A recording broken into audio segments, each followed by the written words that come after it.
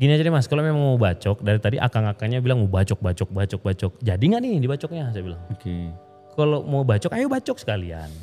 Cuman saya mau kasih tahu dulu, kalaupun saya mati pagi ini gara-gara dibacok sama akang-akangnya, insya Allah saya udah ridho. Saya bilang. Karena saya matinya insya Allah karena bela tanah yang mau dibangun masjid di sini. Tapi saya mau nanya sama akang-akangnya. Kalau ada sekitar 10-an orang waktu itu mereka. Kalau ada 1-2 di antara akang-akang ini yang bisa saya matikan juga sebelum saya mati. Karena kalau semuanya nggak mungkin karena antum kan mau ngeroyok saya. Tapi kayaknya 1-2 bisa lah saya matikan. Saya bilang gitu. Orang Medan lah. Saya mau nanya, saya bilang. Kalau ada 1-2 di antara antum yang mati, antum mati untuk apa?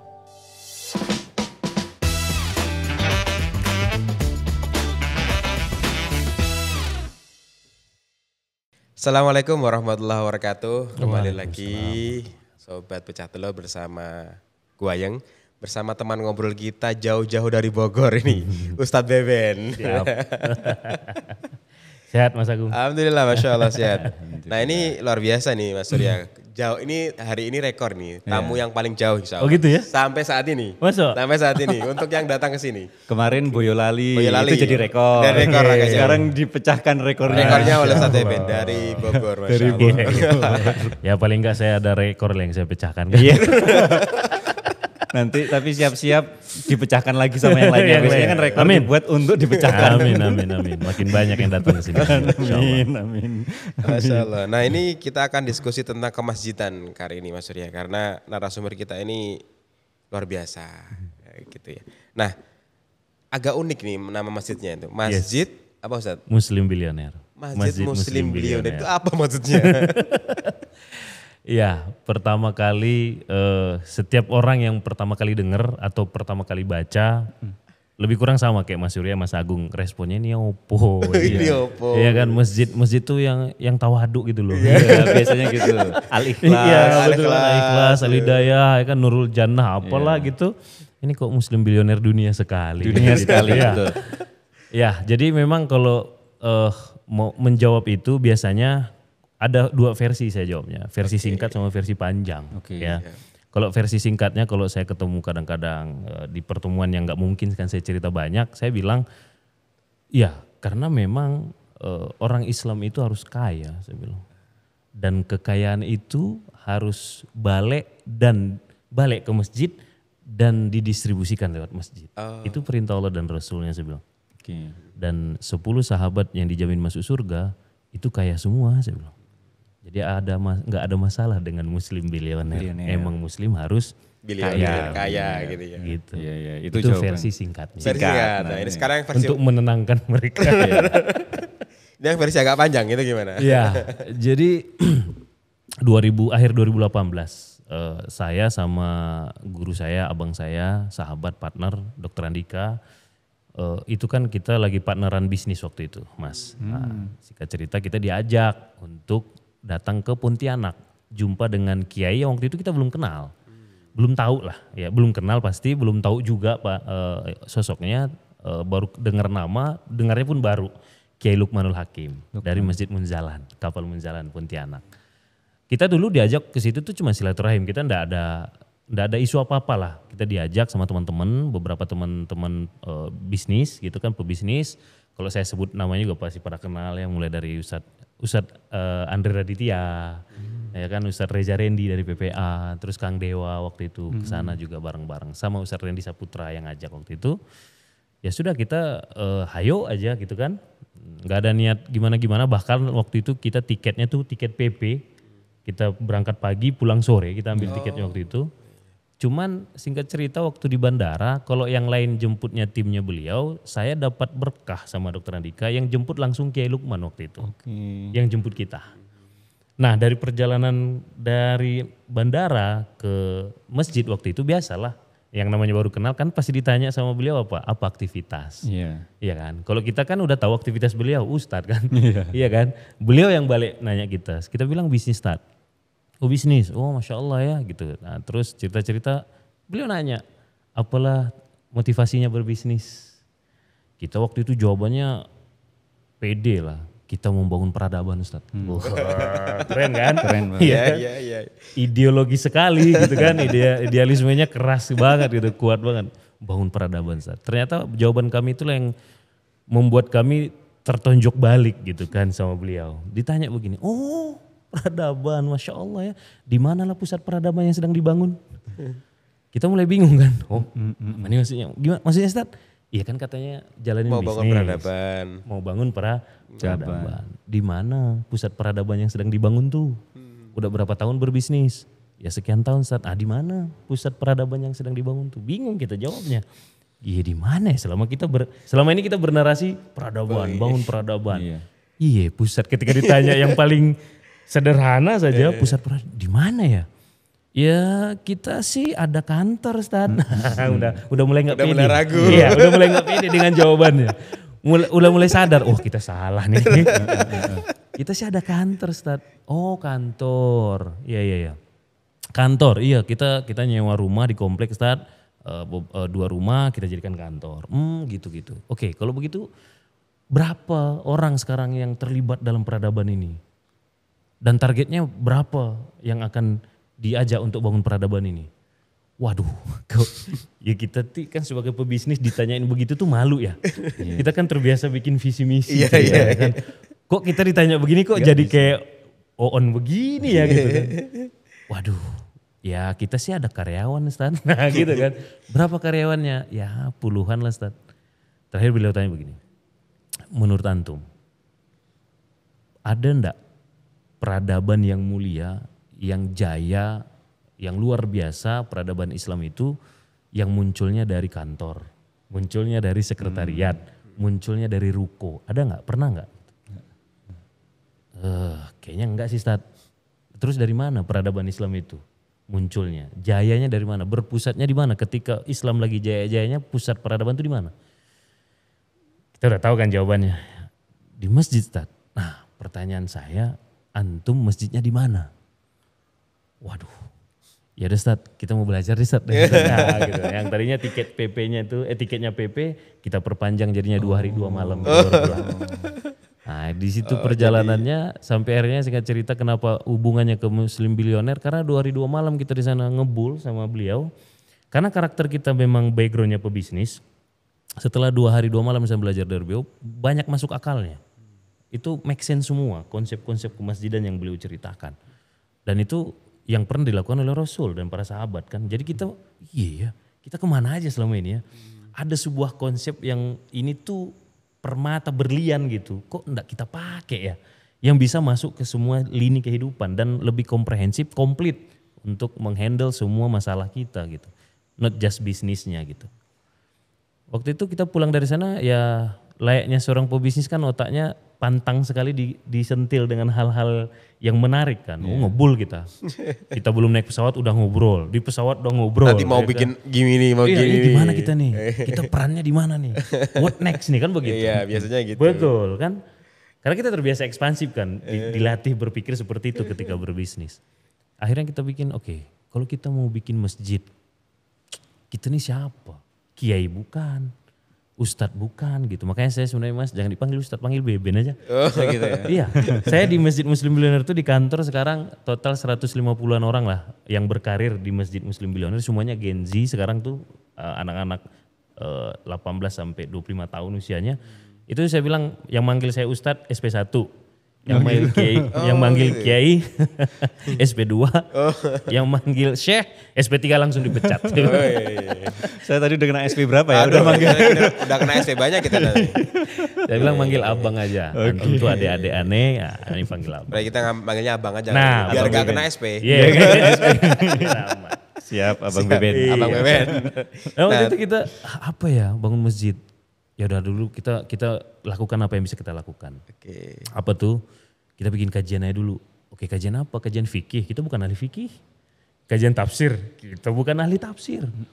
Ya udahlah kita kan pebisnis. Gimana kalau kita dalami literasi tentang Rasul itu kan pebisnis. Sahabat-sahabat Rasul itu kan pebisnis, gitu kan. Dan semua nabi itu, bahkan Nabi Daud itu sebuah perkataan Nabi Daud yang menjadi motivasi saya salah satunya adalah semua nabi, tidak dikatakan seseorang itu takut kepada Tuhannya selama dia tidak kemudian memastikan dirinya makan dari hasil keringatnya. Artinya sedeterminan itu prinsip-prinsip Nabi itu kan gitu. Walaupun Nabi tetap aja berkarya gitu. Makanya waktu itu kita bikin kajian berarti, kajian bisnis ala Rasul dan para sahabat. Apa ya namanya ya? Nah, kan gitu. Apa ya nama acaranya kan gitu. Ya udah, berdasarkan dari situ ya udahlah Muslim Bilioner aja. Kita ajak kayak sebanyak-banyaknya orang Islam itu bermindset kaya. Dan kaya itu kan gak harus duit, kaya manfaat. Ya kan, kaya dia punya tenaga ya dia bisa punya kaya tenaga untuk bantu orang lain, kaya pikiran, kaya ilmu, ya kaya materi dan seterusnya. Maka disitulah lahirnya Mas pertama kali kita bikin Muslim Bilioner. Ini berarti benar sesuai tadi, panjang betul jawabnya. Betul. Ya kan, makanya Ini luar biasa sekali lah ya. Jadi Dari lebih seorang pebisnis terang. shifting menjadi, tapi bisnisnya tetap atau? Masih jalan, alhamdulillah masih sampai sekarang. Nah itu Jadi, sih yang ya. menarik Mas. Tadi kan 2018 ya Yes. Ustadz ya. Relatif masih baru lah. Yes. Nah kegiatan sebelum 2018 itu apa sebelumnya itu Mas? Oke, sebelum 2018 saya kuliah lulus 2010. Oke, 2010. 2010 lamar-lamar keterima di bank. Saya berkarir sebagai orang bank dulu pertamanya selama 5 tahun Lama tahun. sebagai analis di salah satu bank. ya, Gitu. sama berarti lah ya. Sama-sama Mas Surya. Kayaknya seangkatan sih. Seangkatan. 2010 sama-sama lulus. Oh iya. Tapi kayaknya lebih lama antum ya. Kalau itu ya, kalau itu Dia berapa tahun Mas Surya? 9 tahun. Saya 5 tahun. 5 tahun. 2015 saya putuskan untuk resign. 2015. Terus dari 2015 ketemu dengan Dokter Andika. Nah, di situ pertama ketemu dengan Dokter Andika. Oh. Jadi waktu itu saya posisi cari karena waktu itu dorongan dari istri saya khususnya udahlah kalau bisa wira swasta aja, bisnis aja, usaha aja, nggak usah kerja tetap lagi gitu. Makanya waktu itu saya nyari-nyari bisnis, ketemu kan Dokter Andika itu kan pebisnis dan mentor bisnis kan. Nah, waktu itu beliau bikin seminar, saya dapat informasi seminarnya itu, saya ikuti, saya datang, disitulah saya mulai kenal dari beliau. Nah, disitulah kemudian akhirnya ikut beliau berbisnis dan seterusnya sampai akhirnya berpartner. Oh, Gitu. Sampai sekarang sebenarnya masih. Berarti bisnisnya di air itu, Kangen Water. Di awal tuh di Kangen Water itu saya ikut. Kemudian mungkin ada chemistry ya antara saya dengan beliau. Sebenarnya beliau sih yang tadinya mantau saya gitu, karena kan beliau punya banyak sekali tim ya, komunitas, beliau mendirikan komunitas. Nah mungkin ya kalau cerita dari beliau sih memang beliau sengaja mantau gitu dari penghuni komunitas itu kira-kira siapa yang bisa diajak bisnis selain di luar Kangen Water. Nah singkat cerita waktu itu 2015 2 tahun setelah saya ikut komunitas beliau bisnis. 2017 beliau bahasanya meminang kali ya. Yuk bisnis bareng yuk gitu. Nah, di luar bisnis Kangen Water. Oh, di luar itu. Di luar itu. Akhirnya, Bikin apa itu berarti? nah waktu itu kita bikin bisnis karena saya ada background e-commerce juga, digital marketing, advertising. Saya jadi advertiser. Advertiser. Nah, beliau punya ternyata di salah satu blueprint kehidupan beliau pengen bikin platform digital lah. Bisnis online lah, kalau bahasa gampangnya begitu. Waktu itu beliau melihat, wah oke nih Beben, nah, waktu itu beliau ajak saya ngobrol, akhirnya kita bikin bisnis bareng. Bikin platform, bikin produk, dijual secara online, bangun pasukan online, reseller, distributor gitu-gitulah. Nah, akhirnya dari situ kita jalanin bisnis. Sampai kemudian hari ini alhamdulillah beberapa bisnis di luar itu terus berpartner sama beliau. Nah itu. Jadi sekarang banyak juga yang berpartner sama beliau begitu ya? Alhamdulillah semuanya sekarang justru saya belum ada satupun bisnis yang sedang saya jalani selain berpartner sama beliau. Dan uniknya sekarang justru setelah Masjid Muslim Bilioner ada, 2021 Masjid Muslim Bilioner lahir, semua bisnis-bisnis kita transformasikan menjadi BUMM. BUMM, Badan Usaha Milik Masjid. Gitu. Iya, jadi bukan BUMN. Milik masjid Mas. Milik masjid. Iya. Jadi core-nya tetap pusat peradabannya masjid. Yes, gitu. Jadi kita khidmatkan bisnis-bisnis kita kepada masjid. Masjid yang punya. Kita tidak punya sendiri lagi, tapi masjid punya. Gitu, punya ya, bisnis. Nah gitulah kira-kira.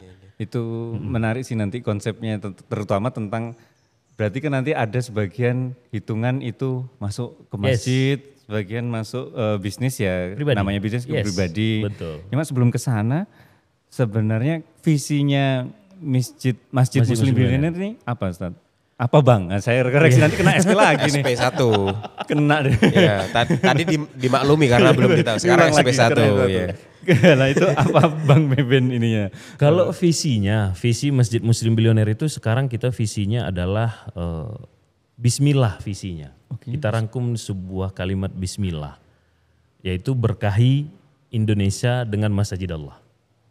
Itu visinya kita. Ya, Berkahi Indonesia dengan masjid Allah. dengan masjid Allah. Masjid-masjid Allah gitu ya. Betul. Nah, jadi kita pengen timbul banyak titik-titik cahaya masjid-masjid yang sesuai dengan bagaimana harusnya masjid itu berfungsi di seluruh Nusantara. Tidak hanya di Bogor, tapi di sebanyak-banyaknya titik di seluruh Nusantara. Sehingga turunlah keberkahan itu di Indonesia. Lewat masjid ini. Begitu. Masjid itu. Nah, jadi gini Mas, Indonesia itu kan nggak kekurangan masjid yang indah. Setuju nggak antum sama ini? Iya, banyak Iya kan? banget. Apalagi ke daerah timur nih. Yes. Nah, indah-indah sekali masjidnya. Kalau kita mau bikin kalender, ini kan tahun baru nih, awal tahun nih, Iya. 2025. Kalau kita mau bikin kalender khusus 2025, ya kan, dengan konsep kemudian gambarnya adalah masjid-masjid indah di Indonesia, kita bingung milihnya Mas. Iya.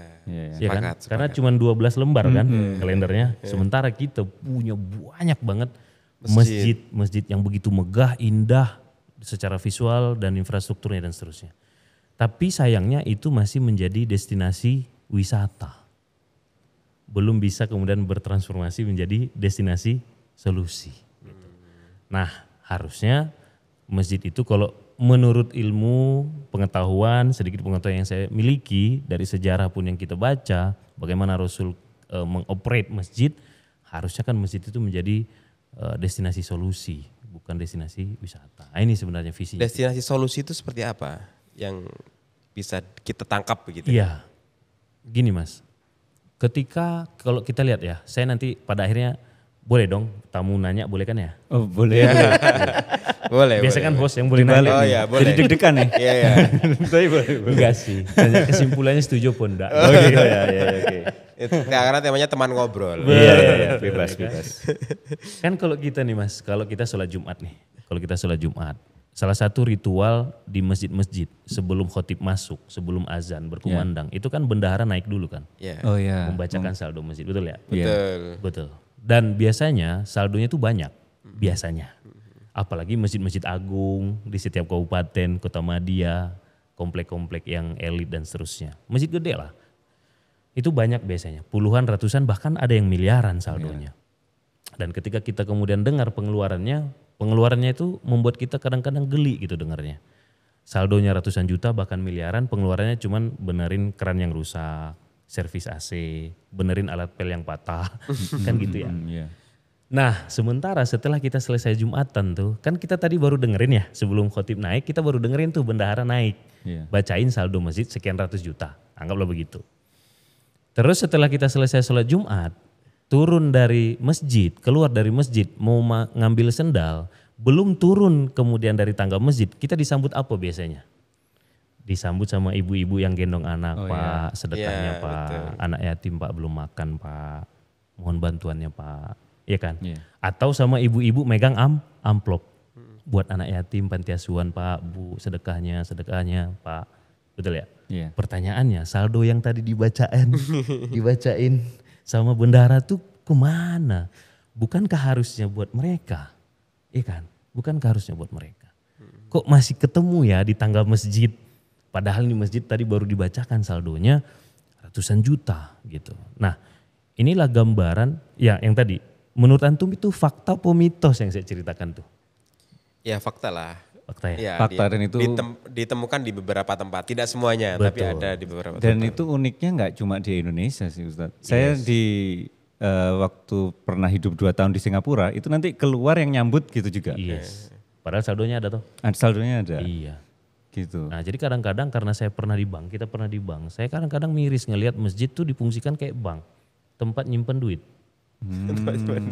Simpan nyimpen sedekah. Iya. Bahkan kadang-kadang menurut saya, ini maaf mungkin kontroversi, tapi faktanya begitu, kadang-kadang lebih soleh bank daripada masjid.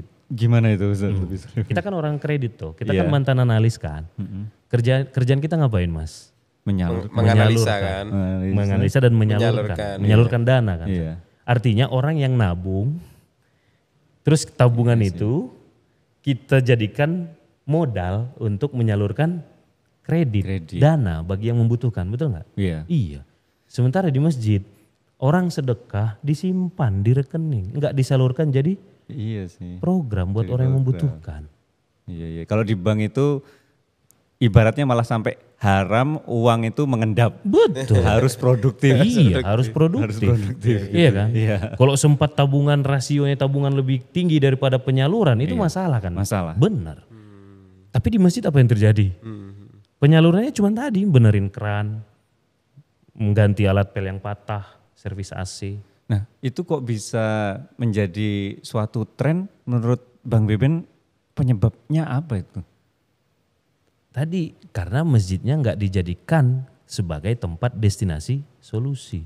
Oke. Padahal masjid itu dalam surat Al-Baqarah ayat 125 Allah berfirman wa iz'alnal baita masabatan linnasi wa amna. Kata Allah, ketika kami menciptakan kemudian Baitullah, rumah Allah di muka bumi itu adalah masjid. Masabatan linnasi wa amna. Masabat itu tempat berkumpul. Tempat berkumpulnya nggak sekedar berkumpul, tapi terikat satu sama lain sehingga tempat berkumpul yang kokoh. Wa amna, tempat yang paling aman. Allah tetapkan masjid yang benar itu adalah harusnya tempat yang paling aman. Aman buat siapa? Aman buat anak yatim yang putus sekolah, ngadunya ke masjid. Aman buat fakir miskin yang makannya terancam, ngadunya ke masjid.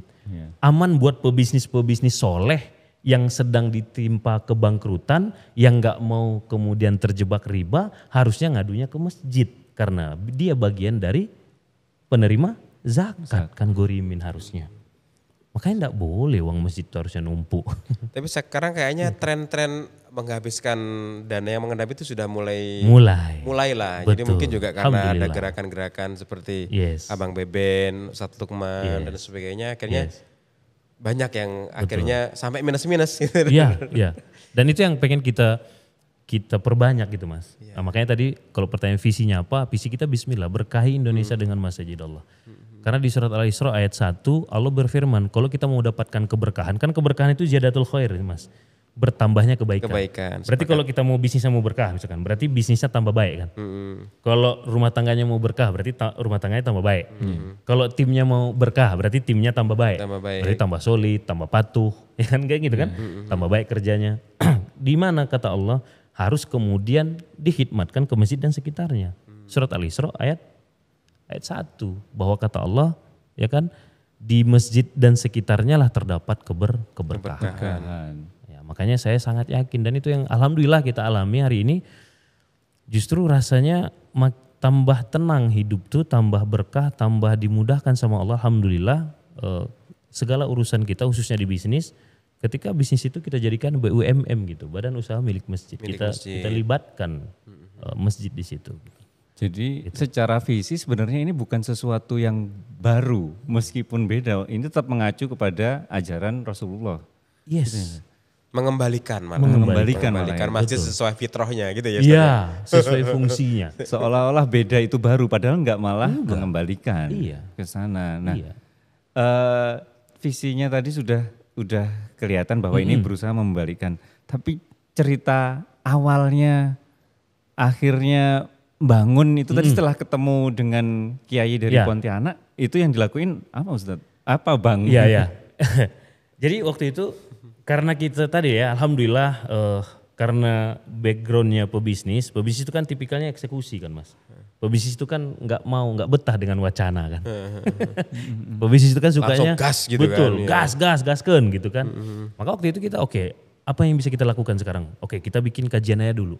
Kita bikinlah kajian Muslim Billionaire tadi, namanya Muslim Billionaire Academy, MBA. Awalnya itu. Nah, kita waktu itu numpang di masjid komplek kita tinggal.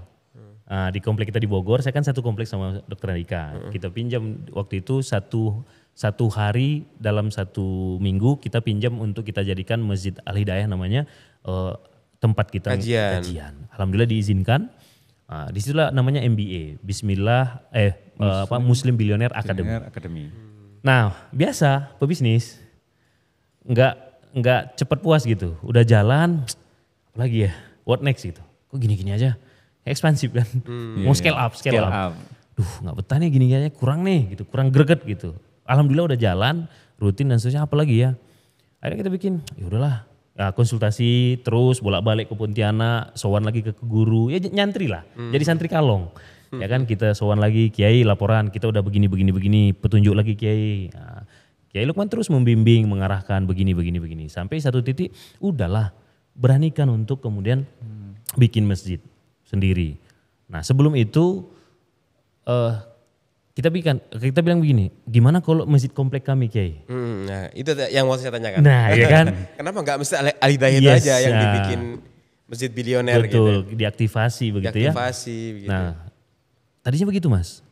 Ya sudah kata Kiai Lukman, cobalah kalau memang bisa gitu. Kalau memang diterima konsepnya gitu. Karena di komplek itu, 80% tuh pensiunan Mas, isi komplek kita tuh. Jadi memang ayah-ayah kita yang sudah senior, yang mengelola itu masjid. Mencari kedamaian. Betul. Di usia senja. Nah, maunya masjid itu rapi, bersih, hening, sepi, kan gitu ya. Khusyuk gitu. Betul. Sementara kalau masjidnya konsepnya masjid yang Rasulullah SAW tunjukkan, enggak begitu. Semua kan Rasul tuh nerima tamu di masjid, nyusun strategi perang di masjid, ya kan, nerima curhat para sahabat di masjid, curhatnya semuanya. Apapun masalahnya di masjid. Ya, masjid aktif gitu ya? Yes gitu, karena memang masjid itu enggak cuman untuk sholat seperti yang dilakukan sekarang. Kebanyakan masjid itu masih begitu. Habis sholat dikunci, ya kan, bahkan digembok. Dibikin pengumuman besar-besar, dilarang tidur. Ya kalau musafirnya misalkan enggak punya duit untuk sewa hotel? Iya, harusnya kan tempat paling aman sesuai Al-Baqarah ayat 125 kan ke masjid. Iya. Lawang saya kan tuh suka touring ya. Saya tuh pernah kok sekali, bahkan enggak sekali. Mau sholat zuhur ke masjid, ya karena mungkin gaya anak motor kan kayaknya banyak yang dibuka kan, gitu. Diusir saya. Mau sholat Mas, jangan di sini kotor. Nah, waktu itu balik ke cerita, kita mau coba aja kata Kiai Lukman waktu itu. Akhirnya kita coba pendekatan ke kaum tua senior yang ada di komplek. Ya qadarullah singkat cerita belum diterima konsepnya. Apaan itu? Enggak, masjid yang begitu, masjid itu sakral gitu lah ya. Enggak boleh itu jadi masjid itu nanti kayaknya enggak ada harga dirinya masjid nanti. Gitu-gitulah. Ya sudah, kita kan ya karena kita anaknya enggak bisa kita lawan orang tua, akhirnya kita curhat lagi ke Kiai Lukman. Enggak bisa Kiai, enggak tembus gitu. Ya, bahkan ya kita tuh sempat kemudian ikut ke bursa pemilihan ketua DKM. Biar jadi pemimpin Betul. ketua takmir lah begitu ya. Iya, waktu itu Dokter Andika kita majukan tuh.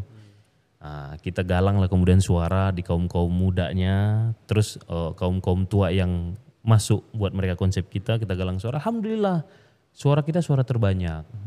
Ya kan, tapi tengah malam disahkan ketua DKM yang lain. Begitulah kira-kira. Mirip ya? Kayak sesuatu begitu ya. Kayak pernah dengar. Kayak pernah dengar gitu. Kayak pernah dengar ya. Jadi ya sudah, kita nggak usah highlight di situ. Ya, oh ya udah mungkin belum saatnya. Akhirnya kata Kiai Lukman, udah bikin masjid sendiri. Cari lahan, duitnya pasti ada, ya kan. Bismillah, niatnya baik, nanti Allah yang akan bukakan jalan. Nah situlah akhirnya kita survei, cari lahan, cari tanah sana sini, 20 titik kita survei, titik ke-20 lah sekarang titik berdirinya Masjid Muslim Billionaire di Cinangeng itu. Kok sampai 20 titik itu seperti apa kriteria yang dicari itu? Sebenarnya kriteria kita yang kita cari itu kan kemasjidan yang kita pahami dan kita jalankan sekarang. Setelah visi kita tadi berkahi Indonesia dengan Masjid Allah, maka misi kita itu tertuang dari ejawantah dari 3 pilar, Mas. Jadi konsep kemasjidan kita tuh yang kita belajar dari Kiai Lukman dan itu yang kita terapkan ada 3 pilar. Pilar yang pertama itu Baitul Mal, yang mana Baitul Mal ini harus kita aktifasi. Terus ada Baitul Quran, ada Baitul Muamalah. Itu apa aja itu? Nah, Baitul Mal sama Baitul Muamalah ini itu kalau saya istilahkan ke teman-teman di Masjid Muslim Billionaire ini adalah tankinya. Sementara Baitul Quran ini adalah engine-nya, mesinnya. Oke. Nah, Baitul Mal karena dia tangki, Jenis bahan bakarnya bernama jiswaf. Zakat, infak, wakaf, sedekah. Ini adalah kan instrumen keuangan yang udah Allah ciptakan untuk kita kan. Zakat, infak, wakaf, sedekah. Dan ada SK-nya dari Allah di surat At-Taubah ayat 102. Khuz min amwalikum. Kan gitu. Ambil perintahnya sama Allah tuh ambil, paksa pun boleh gitu kan. Zakat, harus bayar zakat dan seterusnya. Maka Baitul Mal ini adalah pilar yang dia konsep fokusnya itu untuk menghimpun, mengedukasi umat muslim untuk kemudian menyalurkan kewajibannya yaitu berzakat, berinfak, berwakaf dan bersedekah. Nah gitu. Jadi itu Baitul Mal. Adapun Baitul Muamalah, amalnya adalah amal tijaroh. Usaha. Ya kan usaha. Karena zaman Rasul pun para sahabat itu sangat aktif mewakafkan bisnisnya ke masjid. Mewakafkan bisnisnya ya. Betul. Bisnis itu tetap jalan. Bukan hasil bisnisnya ini. Bukan hasil bisnisnya ini. Bisnisnya diwakafkan. Kebun kurmanya lah dan seterusnya gitu kan diwakafkan itu. Bisnis dikelola oleh Baitul Mal, dikelola oleh masjid. Dikelola oleh manusia-manusia yang dia berkarirnya ibarat di masjid kalau gampang kita sebut sekarang seperti itu. Nah hasilnya kemudian untuk kebutuhan umat masjid, keperluan masjid. Nah kalau amal tijaroh ini, kalau di sini tadi bahan bakarnya jiswaf, kalau amal tijaroh ini bahan bakarnya bernama profit. Harus nyari profit, nyari untung kan bisnis. Ya kan bisnis. Saya beberapa bulan yang lalu ikut sertifikasi Nazir Wakaf dari BWI, Badan Wakaf Indonesia. Prof Huda waktu itu di sana sebagai pimpinannya, di kata sambutannya ada satu yang menarik dan saya setuju banget sama beliau. Beliau bilang apa? Kita semua nazir-nazir wakaf harus ikut sertifikasi. Kenapa? Karena nazir wakaf, orang yang ngurus masjid itu adalah orang yang harus paling pinter, paling kreatif, orang yang kemudian punya mentality pengambil resiko, risk taker gitu. Kenapa? Biar uang wakaf umat itu bisa dikelola, bisa dikaryakan, bisa dimanfaatkan sehingga nggak ngendap. Gitu. Nggak ngendap gitu. Bisa beranak pinak tuh duit gitu. Makin beranak pinak duit kan makin banyak yang terbantu siapapun yang susah. Sehingga rahmatan lil alamin dari masjid itu bisa terasa kepada umat gitu. Dari Baitul Muamalahnya. Jadi nggak dilarang berbisnis, harus. Kan gitu, harus gitu. Nah, itu Baitul Muamalah. Makanya yang terakhir Baitul Quran. Nah Baitul Quran ini adalah engine-nya. Siapa ini engine-nya? Manusianya. SDM-nya. Kalau di perusahaan itu ada kemudian divisi sumber daya manusia. Kalau di masjid divisi sumber daya manusia itu namanya Baitul Quran. Maka manusia-manusia yang dididik di sini harus manusia-manusia yang kemudian ya Al-Quran oriented lah gitu. Paham Quran, hafal Quran, mengerti Al-Quran, tahu kewajiban-kewajiban dia sebagai khalifah di muka bumi diperintahkan oleh Allah terus gimana gitu. Makanya kita sebut engine mas. Engine-nya. Gitu. Siap, mantap. Nah tadi kan dikatakan juga tempat ke-20 jadi pemilihan tempat yang, nah sekarang berarti sudah berdiri di. Udah berdiri, maka kita nyari lokasi itu yang kira-kira bisa kita aktivasi konsep. Yang ketiganya tadi. 3 pilar tadi mas. Itu seperti apa ketiga pilar itu tadi, pemilihan tempat yang pas itu kriterianya seperti apa? Ya, kan tadi Baitul Mal, Baitul Quran, Baitul Muamalah. Artinya kita butuh lahan yang tidak hanya sekedar luas, tapi bisa kemudian kita aktifkan menjadi sebuah miniatur dari, kalau orang datang ke kawasan masjid itu, orang bisa lihat integrasi nyata di kehidupan daripada 3 pilar ini gitu. Nah, makanya sekarang tuh di satu kawasan kita ada Baitul Malnya, ada Baitul Muamalahnya, ada Baitul Qurannya. Baitul Malnya di masjid itu sendiri, orang datang berinfak dan seterusnya, berwakaf, baik itu offline ataupun online. Baitul Qurannya makanya kita bikin pusat kaderisasi, itulah namanya pondoknya Pondok CEO. Oh itu di bawah pilar kedua Baitul Quran. Yes, jadi Baitul Quran kita itu namanya Pondok CEO. Pondok CEO ya? Iya. Gitu, pusat kaderisasi anak-anak muda untuk kemudian dia berkarya dan berkarir di masjid. Kalau bahasa kita tuh jadi marbot gitu. Jadi ormas kan orang masjid gitu. Ormas. Nah, jadi gitu. dan pemilihannya pun CEO. Namanya unik loh sih. Karena tadi ada bilioner, ada CEO. Iya. Suka aneh-aneh emang. Tapi konsisten. Iya, masih satu tema. Satu tema. Jadi kalau tentang Pondok CEO itu tadi bisa dijelaskan lebih rinci. Kenapa Pondok CEO gitu Kenapa Pondok CEO? Programnya apa? Programnya apa ya? Jadi waktu itu setelah kita kan kita bikin masjid, berarti harus bikin yayasan dong. Iya, apa yang namanya yayasannya? Ya udahlah yayasannya namanya Yayasan Muslim Bilioner aja. Kita berdua bersepakat seperti itu sama Dokter Andika. Tidak banyak perdebatan di antara kami berdua. Oh iya ya itu aja ya, ya udah. Terus nama masjidnya apa? Ya udah nama masjidnya Masjid Muslim Bilioner aja. Ya sudah. Nah tinggal kemudian nama Baitul Qurannya apa? Pondoknya apa? Karena kan harus ada kaderisasi nih. Apa ya? Kalau dibilang nanti pondok tahfiz untuk tafsir, kita bukan ahli tafsir. Karena kan otomatis nanti pengasuh, pemimpin dan ibarat kata kiainya di sana kan saya sama beliau. Maka harus kami tengok ke dalam. Kalau di bisnis itu kan di SWOT.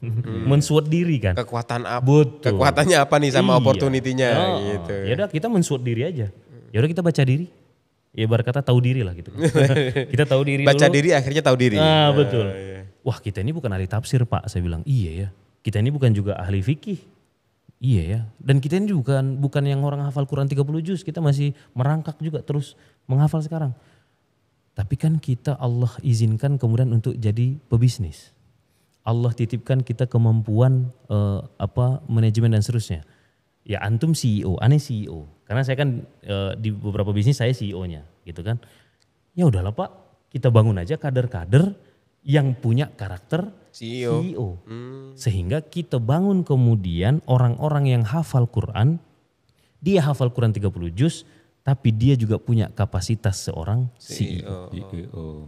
Dan itu beranjak dari satu kegelisahan kami berdua ketika ngobrol-ngobrol waktu itu.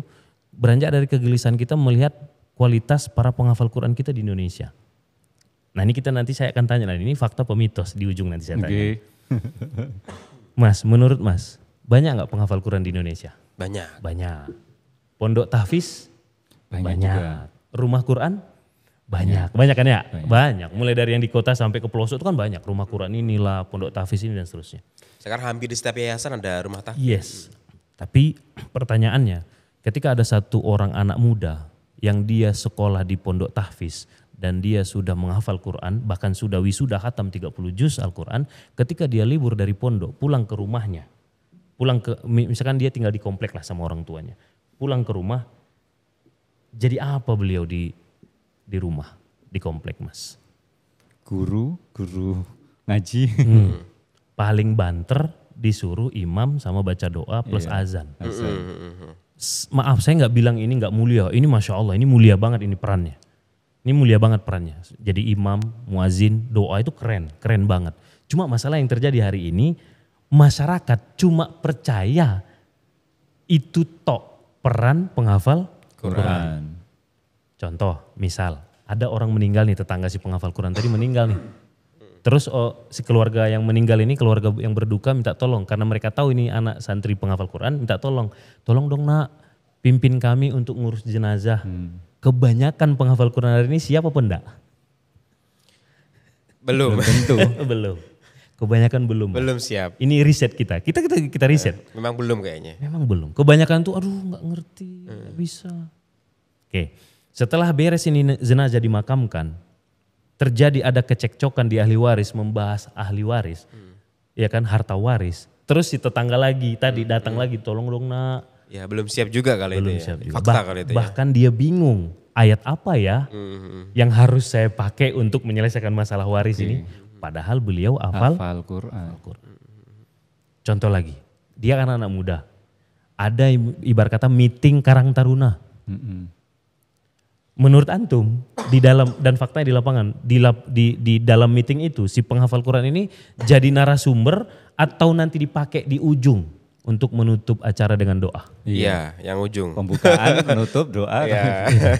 Miris kan Mas? Iya. Nah itu analisa kita, riset kita di lapangan waktu itu. Kok gini banget ya? Bukankah harusnya penghafal Quran itu jadi tumpuan? Bukankah harusnya penghafal Quran itu harus jadi acuan? Karena Al-Quran itu kan Dzalikal kitabul la raiba fihi hudal lil muttaqin. Ini adalah sebuah buku kitab yang tidak ada keraguan di dalamnya, hudan, petunjuk. Apapun ada dalam Al-Quran. Tapi kenapa orang yang dinisbatkan brandnya sebagai penghafal Quran belum menjadi acuan? Enggak salah masyarakat, karena memang pola didik penghafal Quran itu masih fokusnya ngafal. Nah inilah motivasi kami waktu itu. Oke udah kita bikin aja. Di pondok kita mereka tidak hanya hafal Quran, tapi mereka clear dengan peran-peran yang dibutuhkan di masyarakat. Nah, makanya pondok CEO. Pondok Karena CEO itu kan seorang leader kan Mas. Betul. Dia harus cakap di manajemen, dia harus cakap di ilmu komunikasi, dia harus cakap di ilmu marketing, dia harus cakap di ilmu leadership, kepemimpinan dan seterusnya. Biar nggak gagap menghadapi masalah. Jadi udah siap gitu ya. Yes. Dilempar ke masyarakat udah siap. Betul. Kata-kata siap tadi. Makanya kurikulum kita itu kurikulumnya namanya Sispak. Sispak. Santri siap pakai. Oh, Sispak. Itu kurikulum. Kalau Pak Nadiem kemarin bikin kurikulum Merdeka, kita bikin kurikulumnya Sispak. Siap pakai gitu ya. Santri Siap siap pakai. Nah itu berarti ada kriteria khusus untuk Yes, masuk untuk masuk, jadi ya. santri. Iya, itu gimana Pak? Jadi kita ngambil karena kita ngelihat ceruk pasar, kita riset. Jadi betul-betul kita mengaktifasi Masjid Muslim Billionaire itu layaknya kami selama ini mengoperate bisnis Mas. Mengoperate perusahaan. Ada visibility study-nya, ada riset dulu ke lapangan. Sebelum kita memutuskan produknya. Gitu kan, sebelum kita memutuskan produknya. Maka kita lihat, oke, semua pondok guru, pondok-pondok tahfiz, pondok Quran, pesantren-pesantren yang ngambil ceruk pasar anak SD, SMP, SMA itu udah banyak. Oke. Bahkan banyak banget. Tapi yang ngambil ceruk pasar pasca SMA alias maha, ya mahasiswa dan seterusnya, maha santri itu masih sedikit. Iya. Padahal waktu kita sekarang urgent nih. Urgent apa? Urgent untuk melahirkan kader-kader Sispak tadi. Sispak. Kalau kita ngambilnya tamat SD, kelamaan nunggunya. Baru bisa dioptimalkan. Ya, ya. Maka akhirnya kami waktu itu mikir, oh berarti kita ngambil ceruk pasar yang masih sedikit dan urgent untuk kita selamatkan. Yaitu anak-anak lulusan SMA. Nah, maka yang masuk pondok CEO itu adalah mereka-mereka yang sudah lulus SMA. Makanya dipanggilnya mereka mahasantri. Mahasantri. Mahasantri. Karena mereka memang harus siap tayang, siap pakai. Ya, siap dikaryakan. Dan untuk bisa masuk situ harus sudah punya background santri kah atau misalnya Hafal saya berapa ini ya. begitu? Umum. Umum ya. Umum. Pokoknya dari SMA umum nggak pernah mondok sekalipun nggak apa-apa. Cuma satu kalau di bagian Qur'annya syaratnya. Yang penting dia udah lancar baca Qur'an. Bacanya ya. Nggak harus hafal tapi lancar. Nggak harus hafal. Hafalannya masih nol ya nggak apa-apa. Karena yang hafalannya udah banyak pun ketika masuk tetap ngulang dari nol di kita. Oke. Nggak lanjut. Ngulang hafalannya begitu. Ngulang hafalannya dari nol lagi. Setorannya lagi dari nol lagi. Oke. Kalau kurikulum yang paling dasar atau yang paling banget ditekankan di situ apa? Jadi kurikulum kita tuh jadinya 3 Mas bagiannya. Yang pertama itu kurikulum diniyahnya.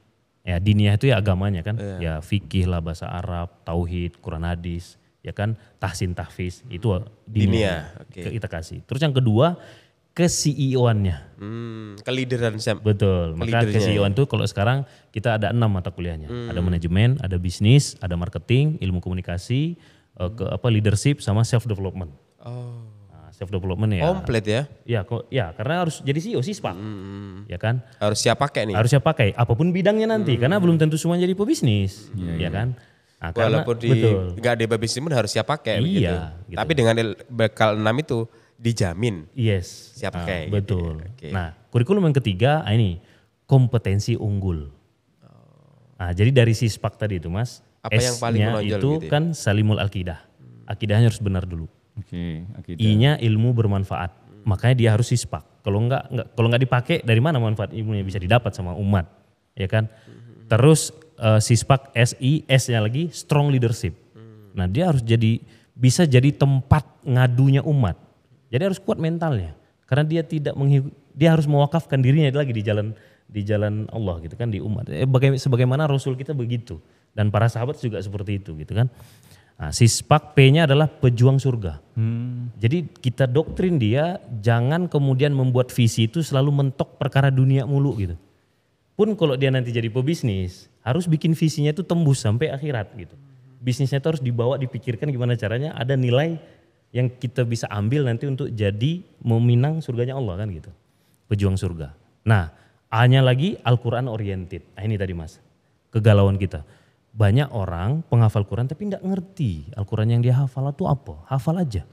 Nah kita pengen anak-anak nih apapun bidang kehidupannya nanti ketika dia membuat keputusan, berperilaku itu harus selalu berdasarkan Al-Quran. Tergambar dalam kehidupannya Al-Quran tuh. Nah K yang terakhir kompetensi unggul Mas. Nah kompetensi unggul itu tadi santri-santri ini kita talent mapping Mas mereka. kita talent mapping. Apa talent yang paling menonjol begitu ya? Betul. Apa sih bakat anak nih? Karena nggak semua anak tuh bisa jadi ustadz. Ya ada anak tuh yang dia bisa emang nguyulnya jadi ustadz. Oke, kita arahkan dia kemudian pendidikannya untuk kaderisasi ustadz. Ada yang memang doyannya nguyulnya cocoknya jadi pebisnis. Ya udah, kita arahkan nanti dia kuliahnya untuk jadi pebisnis. Ada yang memang dia editing kayak teman-teman di depan kita nih. Nah, di tim kita itu juga ada tim multimedia kita. Ya kan tim sosmed kita itu juga dari santri-santri yang memang nguyulnya di situ, ya kita arahkan ke situ. Ada memang cocoknya jadi finance, ya udah kita kuliahkan ilmu keuangan, biar dia nanti jadi ahli-ahli keuangan yang Al-Quran oriented, yang hafal Quran. Ah itu mas gambarannya. Berarti di sana itu saya gambarannya itu ini komplek gitu ya. Sangat Iya, jadi kawasan dia. Jadi kawasan Betul. ya. Berarti tempat santri itu pun ada tempat tinggal di sana juga gitu ya. Asrama di situ, Asrama di situ. dan kerja di situ. Berarti di komplek itu sekarang sudah terbangun apa aja ini Bang? Sekarang kita kalau yang permanen itu belum ada. Gitu. Jadi kita konsepnya semi permanen, pakai baja ringan dulu kita bangun. Masjidnya pun sekarang masih masjid triplekan, dari baja ringan, terus dalamnya dindingnya ada gipsum gitu triplekan. Asramanya juga begitu, kantor kita juga begitu. Gitu. Karena tadi saya sangat yakin dengan konsep kita harus di awal tuh harus fokus kepada fungsi dan kontribusi, jangan terjebak sama besi dan konstruksi. Oh menarik kata-katanya. Gitu. Iya kan? Mantap. Karena banyaknya begitu mas. Iya betul. Karena yang Rasul contohkan fungsi dan kontribusi. Rasul tuh masjid yang dibangun, Masjid Nabawi ketika Rasul bangun masjid ketika sampai di Madinah, belum selesai kan udah berfungsi. Iya, iya. Bahkan cuma di batas batu, ini batu, udah jadi masjid ini gitu. Udah langsung sholat di situ, langsung nerima curhat di situ, menerima sahadat di situ, nerima tamu di situ. Wes pokoknya semuanya di situ Rasul tuh. Iya. Walaupun fungsi besi dan konstruksinya belum sempurna. Tapi yang penting fungsi dan kontribusi. Nah nantinya ini akan ada apa aja itu Bang Mimin di... Kalau secara side plan mohon doa juga ke teman-teman, kita ya masjid permanen, udah kita ada side plan-nya. Jadi masjidnya ada, kantornya ada, terus sekarang di sana juga kita punya glamping sebagai amal tijaroh. Jadi ada MB Mart-nya, ada MB Farming ya, yang memproduksi sayur-sayuran, ikan, cabai, semualah ditanam di situ sehingga tadi dia yang jualan ke dapur. Gitu. Jadi dapur tuh beli nggak keluar, belinya ke Baitul Muamalah tadi gitu. Nah kalau kemudian masih berlebih baru Baitul Muamalah jualan ke keluar. Jualan keluarnya ke siapa? Kita utamakan ke jamaah. Kan sebenarnya masjid kan tempat Pertukaran lah ya. betul kan, tempat titik kumpul kan. Titik kumpul. Iya, kan kita selalu bilang gitu, di mana ada kredit di situ ada profit kan gitu. Iya. Iya. Di mana titik berkumpul di situ adalah market Nah, gitu. iya. Sementara masjid kan tempat berkumpul. Iya. Di daerah mana sih Bang? Cinangneng. Bogor. Nama desanya Cinangneng. Cinangneng. Bogor tuh, kaki Gunung Salak lah. Nanti kapan-kapan mungkin tim pecah telur Kita harus ke sana nih. Iya, visit ke menarik ini. Iya. meliput sekalian. Sekalian. Siap. Berarti Ide sama, bagus. berarti sama tim ini ya. Iya, Sama kan? tim. Bisa camping nanti di Bisa sana. camping. Oh bisa Iya. camping ya. Ada campingnya tadi, ada glampingnya. Glamping. Oh. Dan glamping kita tuh uniknya yang ngelola santri, Sispak tadi. Yang memang ketika kita talent mapping dia bakatnya marketing. Ya udah kita taruh di marketing. Ada bakatnya kemudian di operasional. Oh, kan di talent mapping itu lengkap ya. Nah, ya udah dia yang operate camping itu. Nah, sekarang kita alhamdulillah omsetnya setiap bulan tuh tembus di angka ratus juta. Itu yang ngelola santri semua. Santri. Mantap ya. Itu yang apa itu yang 100 juta itu?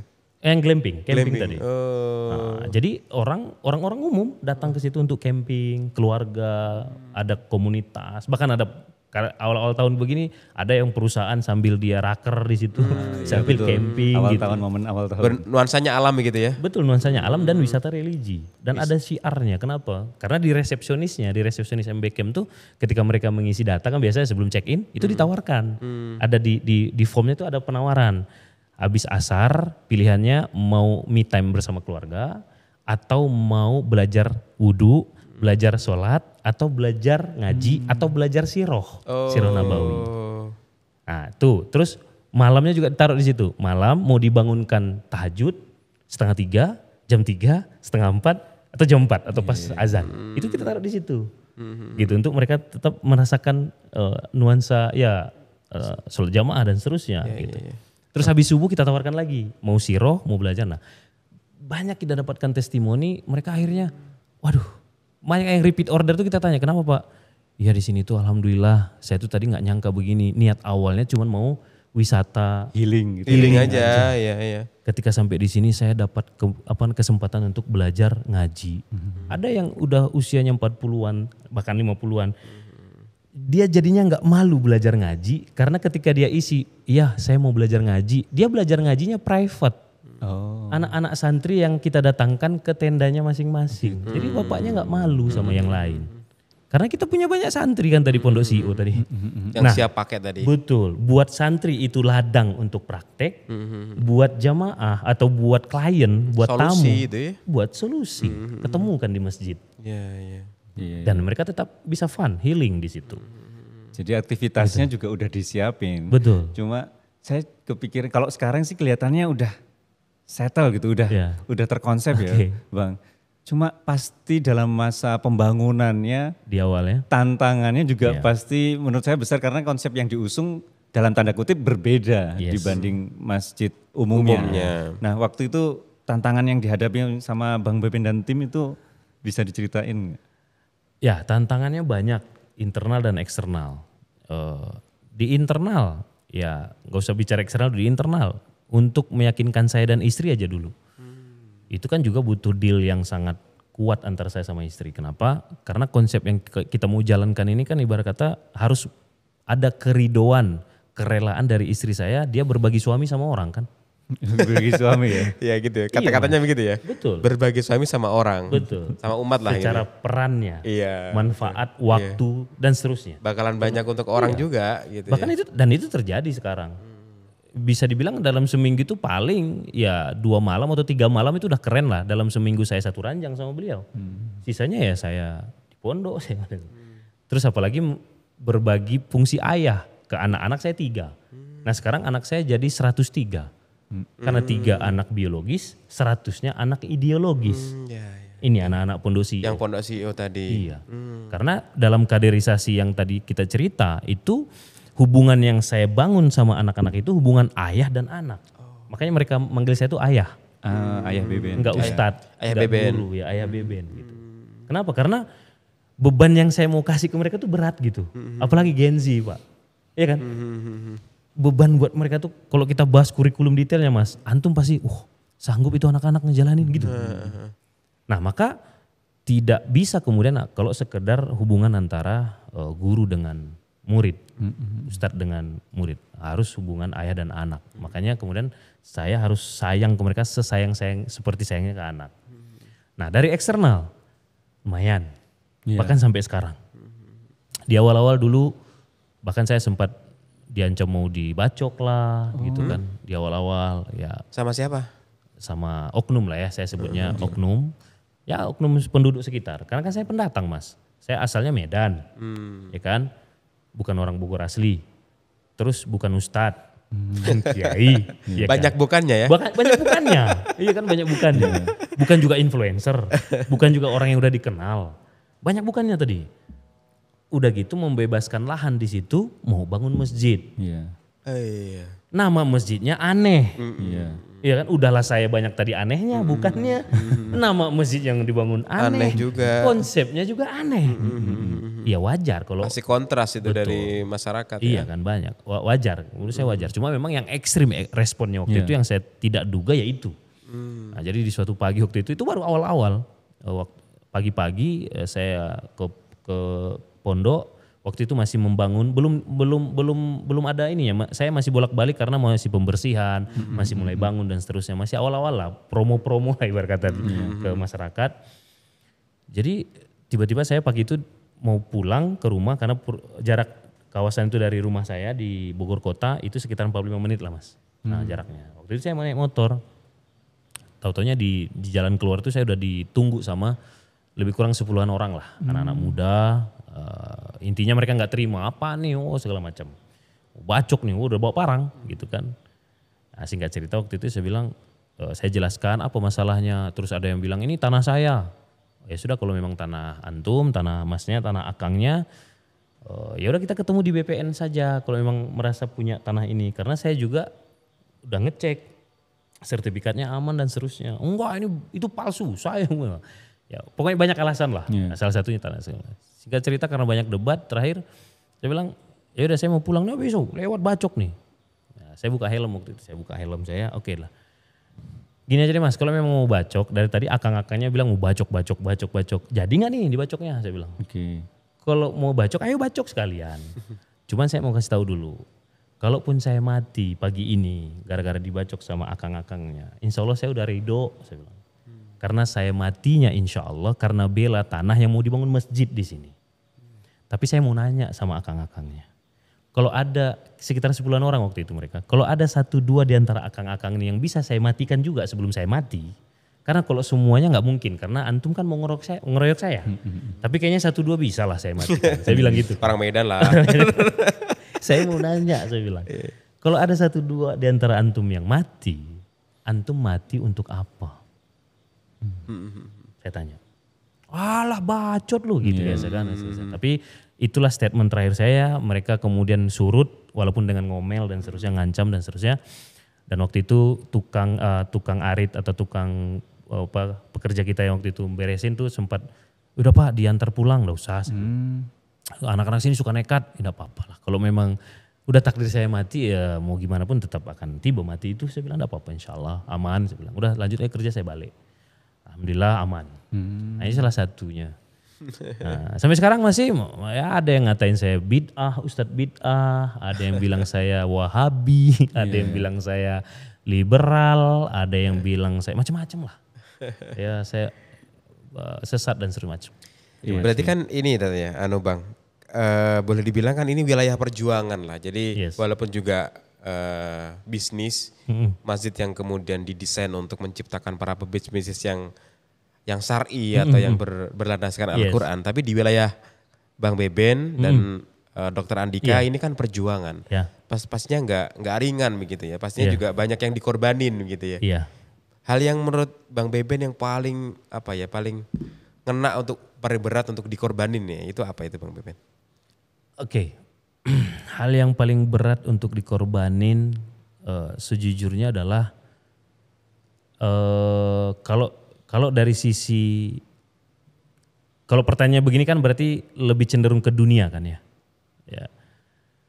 Iya. Ya urusan dunia kan urusan ya? Dunia yang dikorbanin.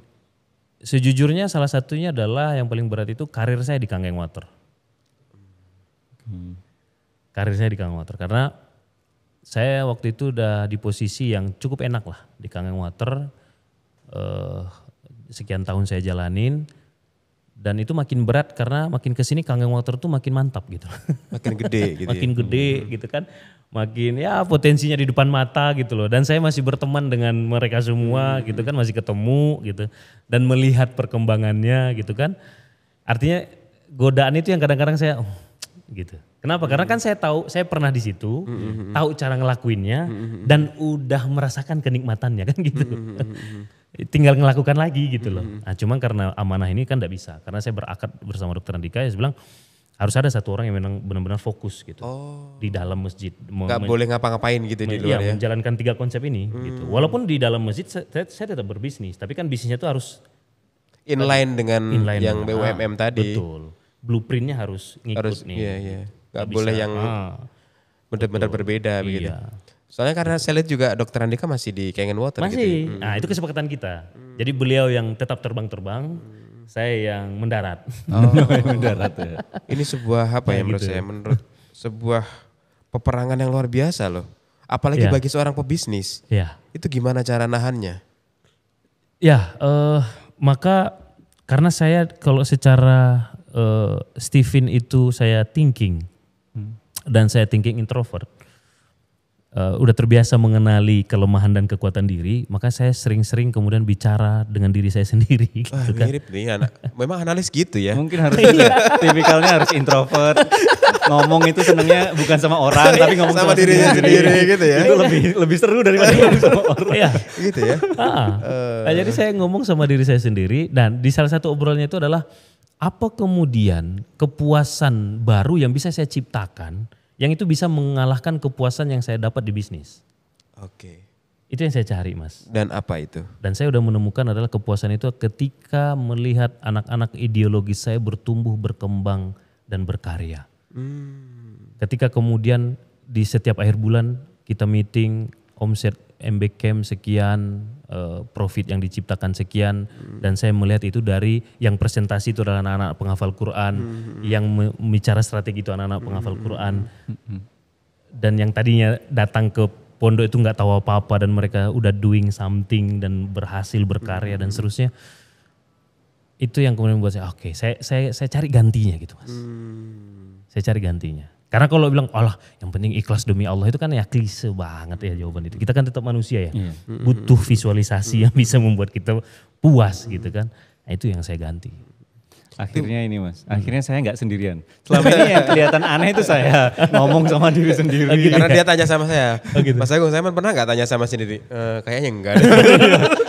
Kok saya yang aneh ya? Ini akhirnya Paling saya kan biasanya kan saya cuma merenung, jadi nggak pernah sampai bicara begitu. Mungkin cuma di angan-angan atau di otak, nanti gini. Gitu. Kalau alhamdulillah saya nggak sendirian. Anehnya, Oke, salam dulu Mas. Anehnya nggak sendirian. Alhamdulillah. Oke, lanjut Bang. Jadi secinta apa Bang Beben ini sama anak-anak idealis itu?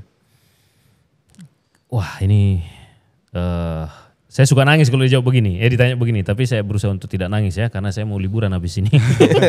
Mumpung di Blitar gitu Iya, ya? mumpung di Blitar ya. Seru soalnya Blitar nih. Ya kalau pertanyaannya secinta apa saya sama mereka. Saya tuh di posisi bisa enggak nyenyak tidur, bisa enggak enak makan, dan bisa enggak tenang liburan ketika mereka tidak baik-baik saja. Itu aja lah dulu gambarannya. Gitu. Jadi bahkan saya sampaikan ke istri saya, kadang-kadang ketika saya lihat anak-anak biologi saya, anak saya yang 3 orang tuh, ketika mereka saya sandingkan kemudian dengan anak-anak pondok CEO, saya sudah merasakan nggak bisa bedain gitu ya cinta, perhatian, care-nya saya ke mereka. Ini sama gitu. Ini cuma perkara dia bukan biologi saya saja gitu. Gitu. Itu yang memang saya tanam. Nah cara saya untuk menumbuhkan cinta itu Mas, ada yang mungkin buat orang kontroversi dalam dunia pendidikan, cuman buat saya itu cara saya di awal. Setiap ada angkatan baru, itu sebulan 2 bulan pertama, itu adalah kalau bahasa saya itu adalah sesi jadi tong sampah. Saya jadi tong sampah. Kenapa? Karena kan mereka saya pengen cetak menjadi sispak. Sementara ibarat kanvas, mereka itu kan bukan kanvas putih polos. Mereka kan udah melewati TK, SD, SMP, SMA.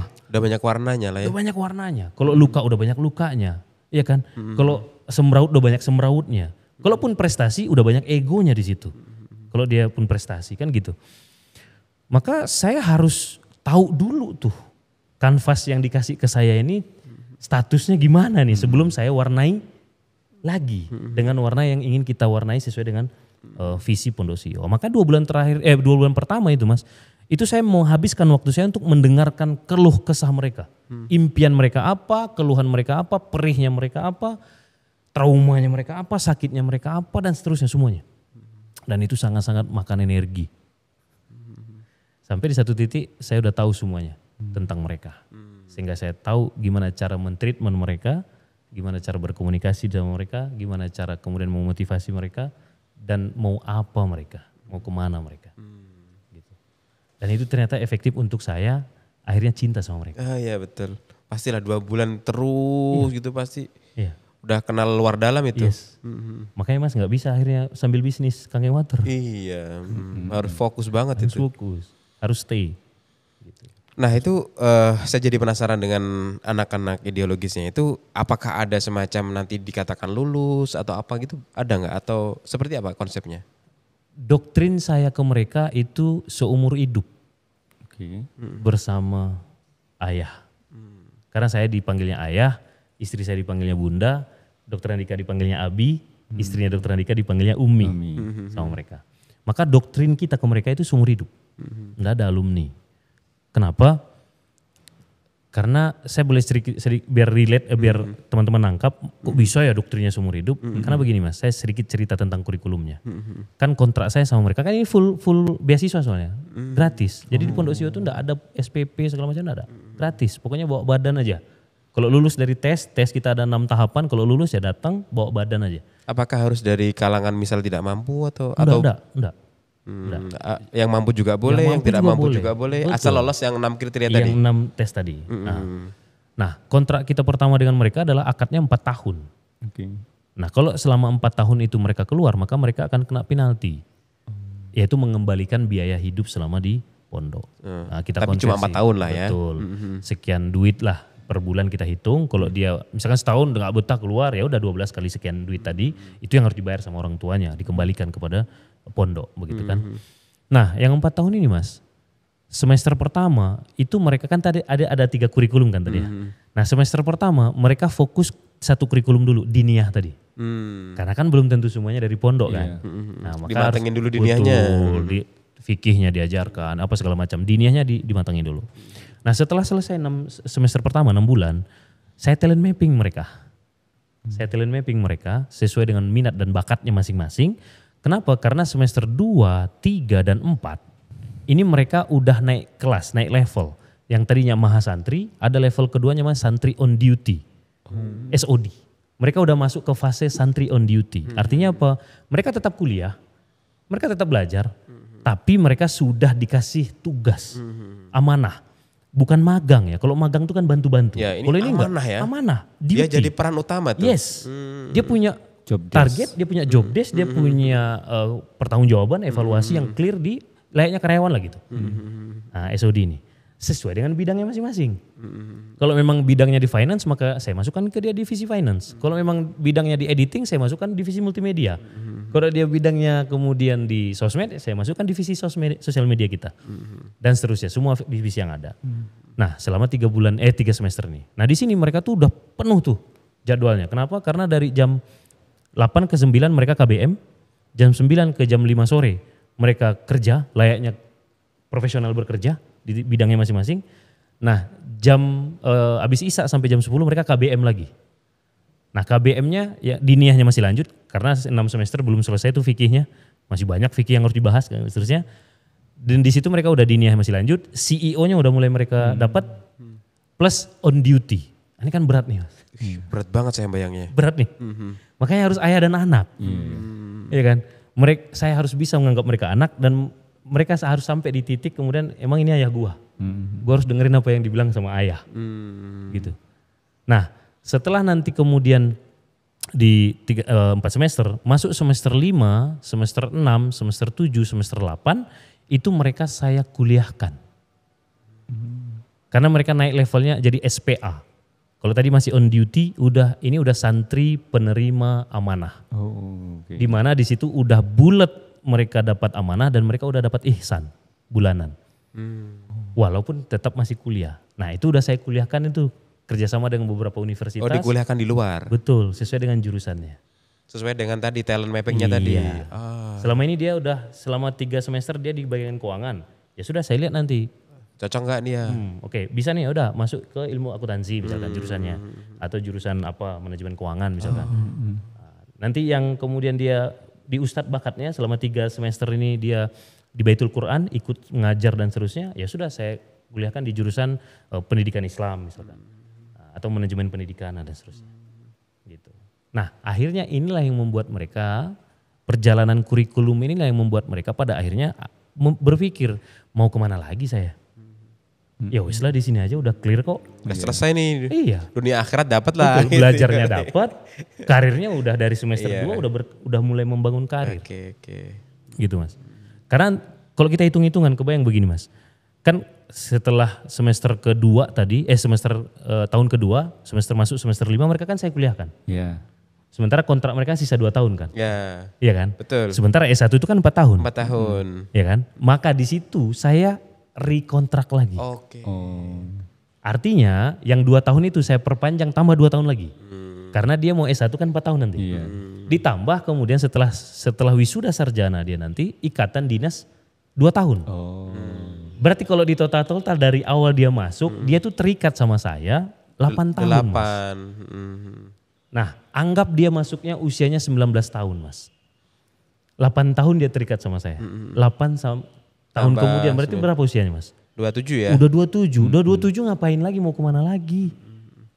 Yeah. Kalau dia 27 kemudian selesai ikatan dinas, saya masih bilang sama saya, ya udah ya cukup, saya mau keluar. Konyol kan? Dia pasti merasa konyol. Kenapa? Karena dari 8 tahun dia sama saya, udah 7,5 tahun dia berkarir di tempat dia yang sekarang. Karena cuma 1 semester dia yang benar-benar cuma nyantri kan. Dari semester 2 dia udah mulai membangun karir dia di situ kan berdasarkan talent mapping. Ya mosok dia mau keluar meninggalkan karir 7,5 tahun yang udah dia bina kan. Jadi secara logik mereka juga, dan di satu sisi mereka udah tua kan usia segitu untuk melamar ulang kerjaan misalkan begitulah. Yeah. Dan itu mereka tahu. Dari awal tuh saya ceritakan tuh. Makanya saya dari awal, oke, ini lo gambaran ayah. Makanya ayah tuh goalsnya adalah forever. Maut yang misahkan kita. Ya ayah dan anak gimana sih? Iya. Masa ayah dan anak ada alumninya? Ini lo mantan ayah saya dulu. Nah, masa kayak gitu kan gitu. Iya ini alumni anak saya. Tadinya anak saya sekarang enggak gitu. Iya. Dan maksudnya itu bukan kok dipaksa gitu enggak, tapi benar-benar memang dikasih benefit, dibangun selayaknya orang tua dan anak gitu ya, diarahkan. Betul. Dikasih karir yang baik. Okay. Angkatan pertama kita kemarin 2 orang, karena angkatan pertama kita tuh 5 orang Mas. Yang betah 2 orang, yang gugur 3 orang. Oh. Di wisuda kemarin, setelah 4 tahun dia masih kuliah dua-duanya sekarang. Nah, di wisuda 4 tahun kan wisuda SPA gitu. Orang tuanya bilang sama saya, makasih ya Bebe. Orang tua biologisnya. Iya orang tua biologisnya. Iya sama-sama Bu gitu kan. Iya makasih banget, ini makasih banget. Apa sih Bu yang Ibu rasakan? Yang paling bikin Ibu haru, biasalah nangis segala macam. Iya, orang tua teman-teman saya yang sesama orang tua sama saya menghadiri wisuda anaknya itu was-was selalu ngeluh pulangnya. Ngeluhnya apa Bu? Iya setelah wisuda bingung anaknya mau kerja di mana. Sementara saya menghadiri wisuda tidak ada kebingungan itu karena anak saya udah tahu, udah jelas kerjanya. Bahkan sebelum di wisuda udah kerja gitu. Tinggal melanjutkan karirnya yang sudah dia jalankan sekarang. Jadi tidak ada lagi udah tenang gitu. Anak saya insya Allah gak akan ikut menjadi bagian yang pontang-panting nyari kerja dan seterusnya. Makasih banyak. Ya, saya ternyata buat orang tua pun itu sangat-sangat bermakna kan gitu. Pastilah. Iya. Gitu. Masa jadi penasaran ada yang gugur 3 tadi. Kenapa? Yang 3 tadi gugur saat kapan itu? Kan ada 5 kata pertama. Yang kata pertama. Itu lebih dari 50% itu yang gugur. Iya betul. Rata-rata memang 50%. Jadi kalau kita udah 5 angkatan, kalau saya hitung yang bertahan itu rata-rata 50%. Oke gitu ya. Jadi setengahnya itu memang out. Karena memang berat Mas. Berat, saya bayangkan aja berat lah itu. Berat. Belum lagi saya galak Mas, saya jujur aja mah orangnya galak. Galak tapi sayang lah gitu Ya. lah kira-kira. Kalau bahasa mereka itu ayam mah keras bukan kasar. Kasar mah enggak, keras iya. Gitu. Iya, berat. Itu biasanya rata-rata di tahun keberapa mereka mengundurkan diri? Kebanyakan itu di semester pertama. Oh di awal Ya, sudah. di tahun pertama lah. Ya, kayak sekarang nih angkatan terakhir. Sekarang angkatan berapa? Angkatan 5. Oh. Angkatan yang paling buncit sekarang kan mereka bulan Februari nanti selesai itu 6 semesternya. Nah mereka akan di talent mapping, habis masuk Ramadan mereka udah masuk SOD. Nah tantangan itu biasanya di SOD tuh. Karena kan beratnya langsung berkali lipat kan. Iya ada amanah tadi. Betul, mereka harus menghafal Quran, harus mutkin, harus banyak hal gitu kan lakukan itu. Itu harus orang-orang multitasking lah itu. Kalau orang-orang spesialis itu kadang-kadang kayaknya berat. Ya, nah biasanya kalau mereka lulus di semester kedua, tahan dengan tekanan SOD-nya, itu ada potensi mereka betah tuh. Di situ ya, proses rontoknya di situ Iya, ya. di situ. Gitu, karena kalau udah semester 3, 4 itu kan cuman mengatasi kejenuhan aja lagi nanti kan. Nah kalau masalah kejenuhan saya paham ya, makanya kita mini soccer. Bahkan saya mini soccer tuh saya seriusin bikin klub, bikin ikut liga, liga mini soccer segala macam. Satu-satunya masjid yang ikut liga mini soccer. Kita karena saya tahu mereka butuh refresh. Karena berat jadi mereka tuh. Saya banyak penasarannya hari ini. Iya. Yang 6 tadi kan ada lolos tes 6. 6 itu kalau bisa masuk kan harus ada lolos tes 6 itu apa Bang? Pertama administrasi, berkas. Nah berkas itu usia, kita usia 17 sampai 20. Oke. Nah, jadi kalau misalkan dia lulus SMA tapi usianya udah 21 kita udah nggak terima. Kenapa? Karena kan kalau udah ketuaan 21-22 tuh belum masih 2 semester 3 semester udah mikirin nikah lah apalah segala macam. Sementara kita kan masih fokus untuk mengkader dia kan, mempersiapkan dia dulu gitu. Maka maksimal itu 20. Itu dari usia. Terus yang kedua itu dari rata-rataan nilai. Karena kita tidak tadi pertanyaan Mas Agung, apakah ini khusus duafa miskin? Enggak, kita semuanya kita buka, maka kita utamakan kualitas. Maka salah satu cara kita mengecek kualitas adalah dari rata-rata nilai dia waktu SMA. Jadi rata-rata nilai 8, kalau memang nggak nyampe 8 ya sudah, itu udah gugur. Itu administrasi, yang poinnya di situ. Terus yang kedua setelah itu baru kemudian tes ini, tes bacaan Quran. Nah, jadi kan kita nggak mewajibkan dia udah jago, tajwidnya udah lancar, enggak. Yang penting lancar aja bacanya, jangan gagap-gagap lagi gitu. Kasihan dianya nanti nggak bisa ngikutin. Karena toh nanti kita akan perbaiki lagi tahsinnya, tajwidnya. Jadi tes baca Quran. Yang penting lancar aja. Betul, lah ya. yang penting lancar.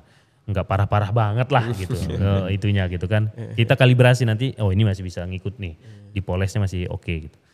Nah, setelah yang kedua, yang ketiga baru tes psikotes lah, tes psikologi. Iya, gitu-gitu. Terus yang keempat tes fisik. Nah, tes fisik ini lari ya, jadi maraton minimal 10 km dengan pace-nya itu kalau cowok itu rata-rata 6. Kalau di atas 6 nggak lulus gitu. Kayaknya saya nggak lulus, Mas. Tadi dari umur aja udah Mas. Nah, andai kan mungkin aku di umur yang itu tadi kayak nggak lulus aku yang ini ada fisiknya juga gitu loh. Gitu. Jadi lari kalau cewek itu rata-rata pace-nya 8. Lari 10 km kita kasih waktu mereka seminggu. Oh, untuk jadi ya? nggak sekali lari 10 km. Diakumulasi selama seminggu. Terserah mau sekali lari, 2 kali, 3 kali terserah dia. Kan pakai ada aplikasi kan sekarang yang bisa ngecek itu kan. Nah, terus setelah lulus juga dari situ baru tes berikutnya adalah tes wawancara. Nah, itu lewat Zoom, itu saya langsung turun wawancara. Wawancara dia sama orang tuanya. Nah, di situ terkalibrasi tuh. Ini orang tuanya yang mau atau anaknya yang mau, atau kebalikannya anak yang mau, orang tuanya nggak mau. Yang diterima itu kebanyakan yang dua-duanya mau atau harus yang dua-duanya mau. Harus dua-duanya mau. Harus yang dua-duanya mau. Nah, disitulah saya bersyukur juga Allah kasih kemudian ilmu, karena tadi pebisnis kan kita udah terbiasa interview kan. Iya, betul. Udah terbiasa bangun tim segala macam. Jadi tahu nih dari gelagat-gelagatnya itu tahu gitu. Kita kasih pertanyaan-pertanyaan jebakan segala macam. Nah, kalau enggak dua-duanya oke itu udah pasti saya coret. Nah, itu yang terakhir. Nah, yang terakhir studium general. Studium general itu mereka wajib datang ke Masjid Muslim Milioner, dia sama orang tuanya. Di situ saya belak-belakan. Gaya saya, itu saya suruh mereka follow Instagram saya. Jangan sampai mereka, kadang-kadang gini kan, ini pondok, masjid, anggapan mereka nanti manis-manisnya aja di dalam ini. Iya kan, dan anggapan mereka nanti sosoknya kiainya jubahan nih, ya kan, sorbannya, gulungan sorbannya syekh lah gitu kan. Takutnya ketemu saya mah gini karena mau podcast saya rapi biasanya. Kaosan mungkin Anda bisa lihat lah di Instagram. Gitu, saya apa adanya, gaya saya, gaya interaksi saya, terus rules di pondok seperti apa dan seterusnya. Termasuk tadi ikatan 8 tahun ke depan itu bagaimana gitu kan. Udah siap belum Bapak Ibu mewakafkan anaknya di jalan umat gitu, di jalan dakwah gitu. Karena buat kami anak ibu nanti bukan eksklusif lagi milik ibu sendiri, harus bermanfaat untuk umat gitu. Nah, di situ biasanya banyak yang berguguran tuh. Pas stadium general. Iya, karena setelah studium general saya kasih kertas fakta integritas itu. Tanda tangan iya, begitu. yes or not. Nah, itu biasanya banyak yang not. Nah, kalau udah yes di situ, maka tes terakhirnya walaupun itu kayak semi lah, itu studium general terakhir, tapi di ospek itu masih ada tes. Karena biasanya di ospek itu masih banyak yang berguguran. Gugur lagi nanti yang on duty tadi. On duty lagi. Ini berarti mencari bibit unggul ya ini. Beneran bibit unggul untuk Karena jadi CEO ini. Memang untuk umat, untuk masjid. Jadi memang harus yang terbaik. Gitu. Betul. Dan beban mereka berat.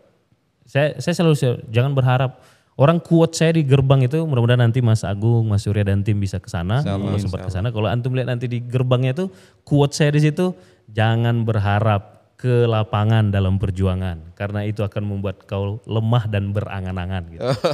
Saya udah doktrin dari awal tuh, ini enggak gampang. Ini susah. Berat. Siap enggak? Gitu. Ya kurang tidur, capek, segala macam.